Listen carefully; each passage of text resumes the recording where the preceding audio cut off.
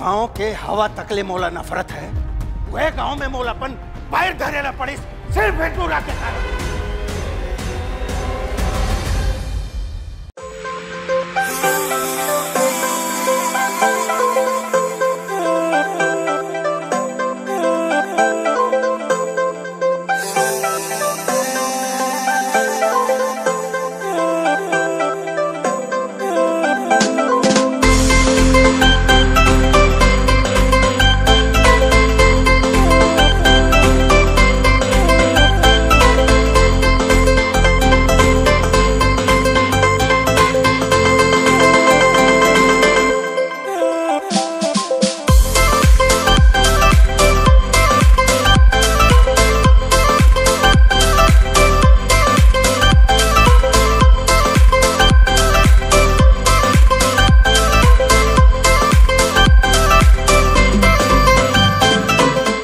नमस्कार, स्वागत है आपका न्यूज़ प्लस 21 में और मैं हूं आपके साथ में अविनाश चंद्रवंशी और मेरे साथ दो और लोग हैं। एक तरफ वर्मा जी हैं और एक तरफ शर्मा जी हैं। बॉम्बे से पहुंचे हुए हैं, एक छत्तीसगढ़ के रहने वाले हैं, भिलाई के रहने वाले हैं। जी सर। और छत्तीसगढ़ी फिल्म इंडस्ट्री में जो तबाही जो मचाने वाले हैं वो कुछ ही दिन में है, 13 जनवरी। जी 13 जनवरी को छत्तीसगढ़ी फिल्म इंडस्ट्री के साथ ही पूरे प्रदेश भर के जितने भी सिनेमाघर हैं आसपास के, जहाँ पर छत्तीसगढ़ी फिल्मों को देखा जाता है, लेकिन अब छत्तीसगढ़ी फिल्म सिर्फ छोटे पर्दों पर ही नहीं बल्कि बड़े बड़े टॉकीजों में, बड़े बड़े सिनेमाघरों में भी लगने लग गए हैं। और आज छत्तीसगढ़ी इंडस्ट्री जो है, फिल्म इंडस्ट्री जो है, वो नया कीर्तिमान रच रही है। जैसे कि आप देख रहे हैं कि दूसरे प्रदेश से और बॉम्बे से, बॉलीवुड से बहुत बड़े बड़े कलाकार छत्तीसगढ़ पहुंच रहे हैं फिल्म शूटिंग के लिए। यहाँ की संस्कृति और यहाँ की कला को अपना रहे हैं और उसको फिल्मों में दिखा रहे हैं। और उसी के तर्ज पर आज एक फिल्म जो आ रही है, ले चलूँ अपन दुआरी। ये जो फिल्म है ले चलूँ अपन दुआरी, निश्चित तौर पर ये आकर्षित कर रहा है कि छत्तीसगढ़ की कला की ओर हम आपको ले जाएंगे। और छत्तीसगढ़ की कला कोई छोटी कला और संस्कृति नहीं है, बहुत बड़ी कला है। दोनों के नायक नायिका हमारे साथ मौजूद है। सबसे पहले हम बात करेंगे, नाम इन्हीं से सुनेंगे। नमस्कार, जय जोहार, जय छत्तीसगढ़ संगवारी हो। मोर नाम है शील वर्मा।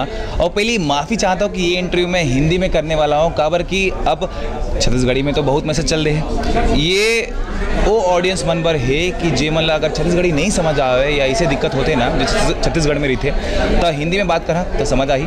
और काबर हिंदी में, काबर जे सेंसर होते, सेंसर जानता ना, जे फिल्म लॉन्च होके पहले जे देखते वो मराठी में रही से। और वो मन पिक्चर ला देखे के बाद किसे कि एला मुंबई में काबर नहीं रिलीज़ करा था, उन्होंने कहा मुंबई में क्यों रिलीज़ नहीं कर रहे हो। तो इसलिए ये इंटरव्यू हिंदी में, ताकि हिंदी ऑडियंस भी ये फिल्म देखने ज़रूर है। हिंदी में इंटरव्यू लेने का एक और मकसद है क्योंकि फिल्म सिर्फ छत्तीसगढ़ के लिए नहीं बल्कि पूरे देश के स्तर का ये फिल्म है।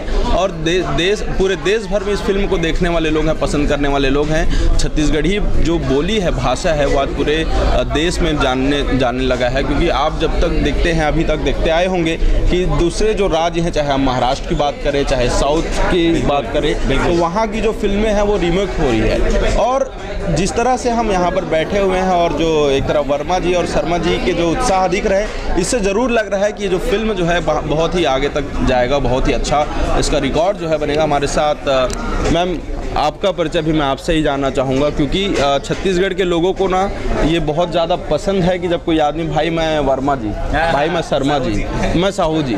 जी मैं पूजा शर्मा हूँ और मुझे छत्तीसगढ़ में मोहिनी के नाम से 1 साल से जाना जा रहा है। पिछले 11 जनवरी को ही हमारा एक गाना रिलीज़ हुआ था, मोहिनी, जो पैन इंडिया में वायरल हो चुका था। तो उसके लिए तो सबसे पहले धन्यवाद। और ये मेरे लिए और शायद छत्तीसगढ़ के लिए भी गर्व की बात होनी चाहिए कि हमारा सीजी सॉन्ग पूरे बॉलीवुड के बड़े बड़े लोग उसमें रील बना रहे हैं। बहुत बड़ी बात है अपने आप में। और अभी मेरा एक नया कैरेक्टर आपको सुनने मिलेगा, निशा। मैं चाहूँगी मोहिनी, जैसा मोहिनी नाम वायरल हुआ वैसा ही निशा का कैरेक्टर भी वायरल होना चाहिए। ये तो आपके ऊपर निर्भर करता है कि आप निशा को ज़्यादा प्यार देते हैं या मोहिनी को। देखिए, छत्तीसगढ़ी में ये जो मोहिनी और निशा जो नाम शब्द है, मोहिनी मतलब मोह देना और निशा मतलब नशा लग जाना। अरे वाह। तो ये जो, क्योंकि पहला कैरेक्टर मोहिनी जो इनके गानों में जो इन्होंने जो मोहा है पूरे प्रदेश देश भर में, और अब वो पिक्चर लाके निशा यानी नशा लगा रहे हैं, क्योंकि निशा जो इनका नाम है वो काफ़ी इस फिल्म में रखा गया है। और इस फिल्म में जिस तरह से छत्तीसगढ़ी कल्चर को जो एक अलग अंदाज में दर्शाया गया है, कितना, क्योंकि पहले छत्तीसगढ़ी फिल्म जो है ठेठ बोलते हैं जिसे हम, जैसे कि मैं गांव में रहता हूं तो गांव में कैसे रहते हैं वो दिखाया जाता था, पर अब छत्तीसगढ़ के ही लोग गांव में किस हाई लेवल पे, हाई प्रोफाइल में रहते हैं वो दिखाया जा रहा है। क्या कहेंगे इसको लेकर? सर ये क्वेश्चन एक बार फिर से रिपीट। मैं ये बोलना चाह रहा हूँ कि पहले हम छत्तीसगढ़ की कला और संस्कृति को बहुत ही पिछड़ा फिल्म दिखाते थे कि एक अच्छा बोल नहीं पाता, या पढ़ा लिखा नहीं होगा, या एडवांस नहीं होगा, मतलब मॉडर्न नहीं होगा। पर इस फिल्म में ये दिख रहा है कि छत्तीसगढ़ के लोग भी मॉडर्न हैं, गांव में रहने वाले लोग भी मॉडर्न हैं। तो ये आइडिया जो है और इस तरह का एक्टिंग जो करके कैसा लगता है?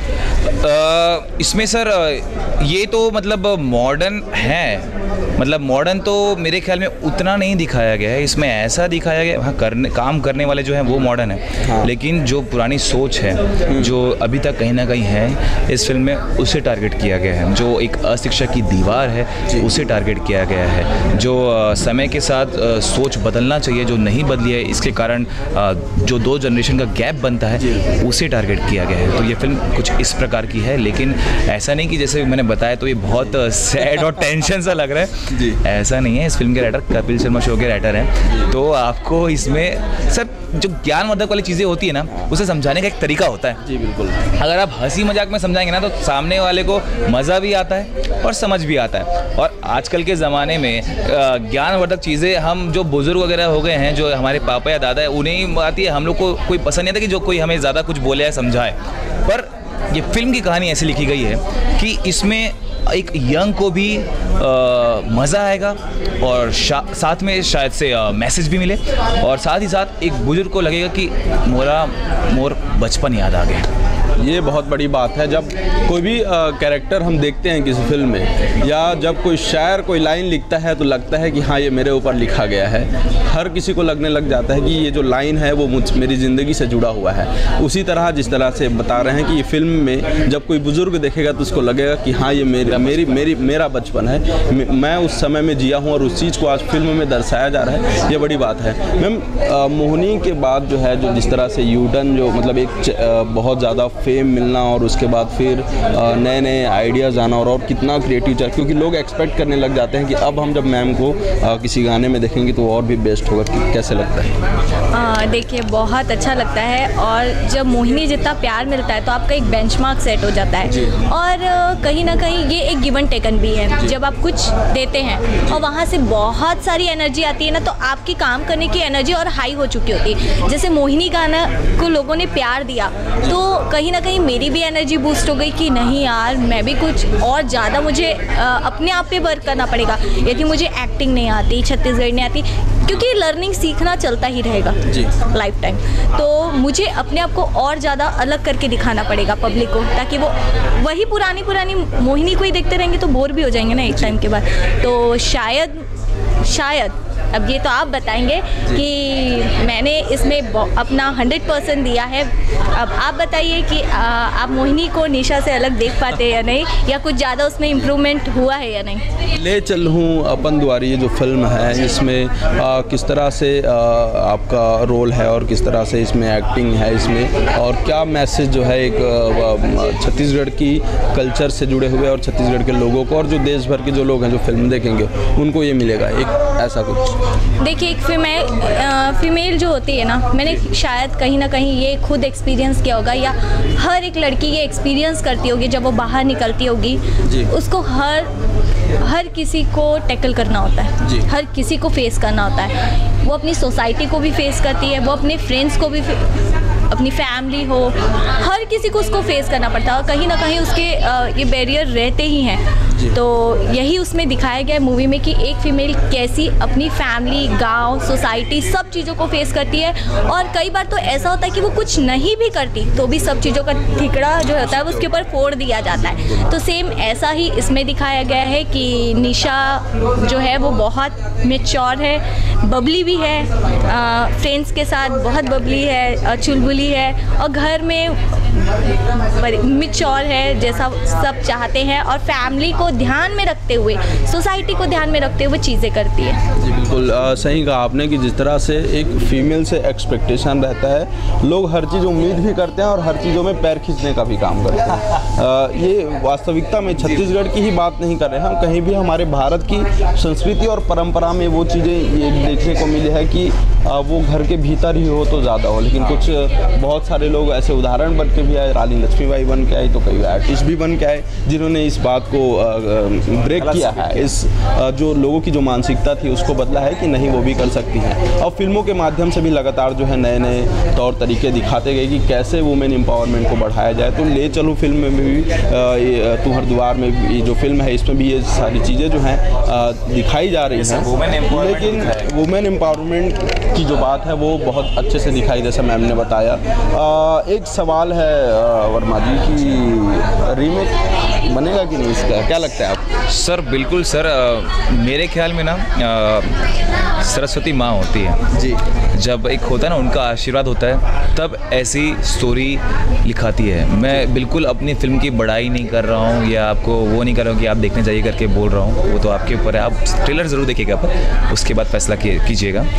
लेकिन सर ये स्टोरी जैसे कि मैंने भी हाँ इसलिए बोला और वहाँ का मुंबई का काम छोड़ के इस प्रोजेक्ट में क्यों डाला अपना समय, अपनी एनर्जी, सब कुछ खून पसीना, क्योंकि सर ये स्टोरी है, मतलब ये ना कुछ बन गई है, इसलिए हम इस लेवल पे आके इसे प्रमोट करेंगे। कुछ बन गई है, आप जब देखेंगे तो आपको समझ आएगा कि हमारे की किस्मत की बात है, कितनी गर्व की बात है कि ऐसी स्टोरी बनी और एक छत्तीसगढ़ी लैंग्वेज से निकली है। और मुझे पूरा यकीन है, आप देखिए जाएगा अब कितना समय में बनेगा वो तो नहीं, पर लेकिन इसका रीमेक ज़रूर बनेगा और हो सकता है बॉलीवुड में बने।